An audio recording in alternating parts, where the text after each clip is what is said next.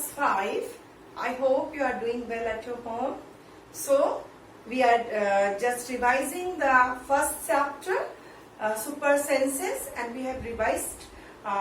Once we have already revised, but nowadays I am revising only the question answers, whatever I have given in the e-portal also. But I am revising here, so you will listen the things, you will understand the thing, and it will easy for you to learn the answers. So I am giving all the answers and as well as I am revising in our video. So listen carefully. If you have any doubt, if you have any problem, you can ask me through your e-portal chat section. Okay. So let's start. Super senses, page number 6. Questions, whatever the questions are framed here, which are given in your book. So first question, as this is the super sense of seeing or the sight sense we are revising now. So the questions belong to that portion is covered over here, whatever the questions are in page number 6. So question number 1, write the name of a bird which has eyes in front of its head. So just like us, just like the human being, which bird have the two eyes in front of its face? Remember it? That is owl. Isn't it? It looks like a man's face. So it is just like a, its face looks like a human being face. Isn't it? So it is an owl.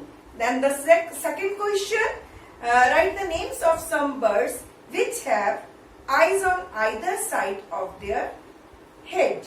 What is the size of their eyes as compared to the size of their head? If we will name them, so maximum birds are there whose eyes are on the both sides of their head. As we know, this is a convenience for them, or we know it's very well that birds' eyes are fixed. So they cannot move their eyes. So if they have two eyes in the both sides of their head, they can see all around.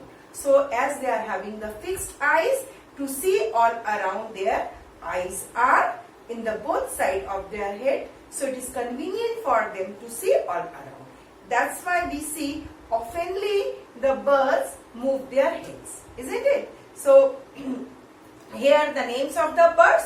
We can write, so many names are there. The birds are crow, pigeon, sparrow, eagle, duck, etc. And eyes of the birds are much smaller in comparison to their head. As we know, eyes are the part of the head and there are other portions.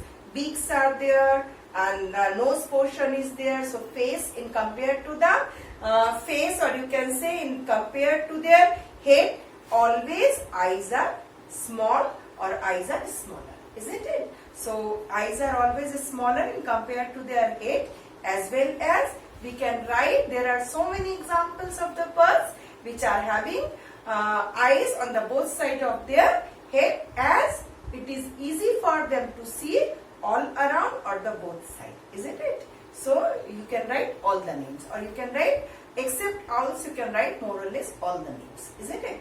Now, the third question, or the question number 3, why do birds move their head often?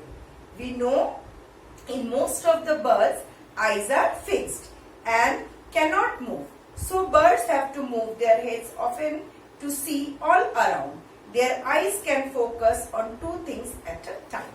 So birds are having more or less, maximum birds have the fixed eyes. That means just like us, we can move our eyes, no? We can just move our pupil portion, but eyes, the birds of eyes cannot move and they cannot move their eyes. That's why to see all around, their eyes are in the both sides of their head, so they can see all around, as well as they move their heads often to see all around.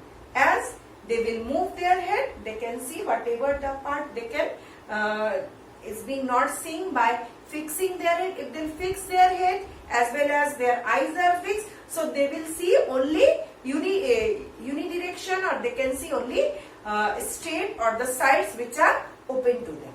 But if want to see at the back or some other portions, they have to move their head.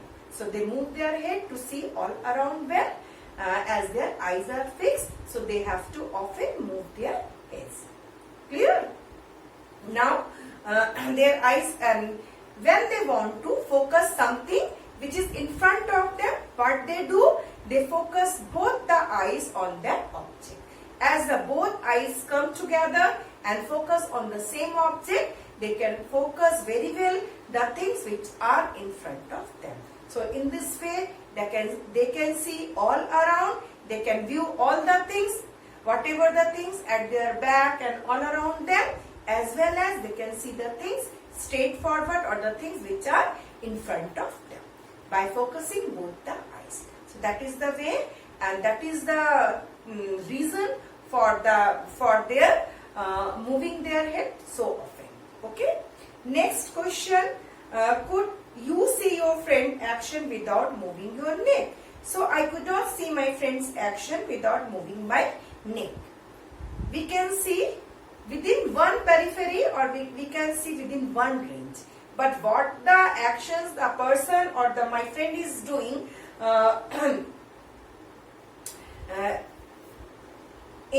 beside of me or at back of me or at the side of me, if we do not move our head, for all human beings I am saying, they cannot see what the things are going on.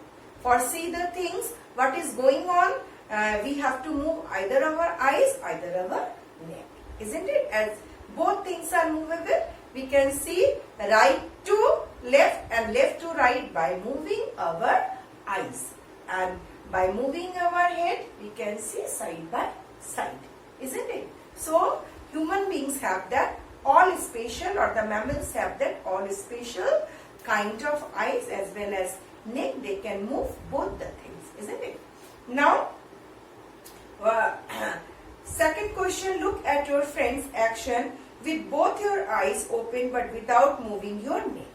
Yes, we can see as human beings have that ability to move their eyes from right to left and left to right.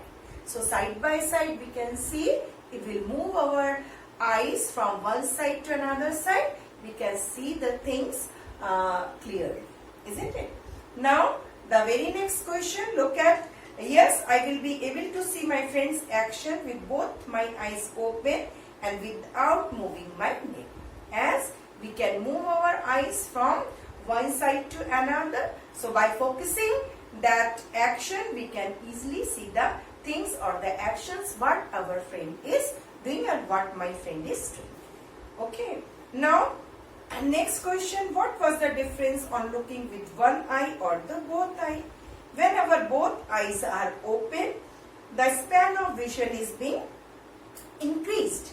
So, the person can see a wider range of area and the focus is better with the both eyes open. As we know, if we are closing one eye, if I am closing my right eye, that means my one eye is just open. So, the range or the things whatever in my right side, it will be difficult for me to see those things, because I have to focus within one eye, I have to focus all the things. So the range of seeing will become decreased. But when I am opening my both eyes, so from left to right, I can focus each and everything, and that time the span of vision or the range of vision will become increased and we can see all the things very, very well. Isn't it? So these all questions are given page number 6, super senses, in our first chapter, and I have revised all the answers. I have given all these answers in your e-portal also, so you can see it from there. And as I am revising, you see the things. If anything it seems to you be unclear or you are unable to understand, so you can ask me through your chat. Okay? So till that, goodbye, stay at your home, be safe.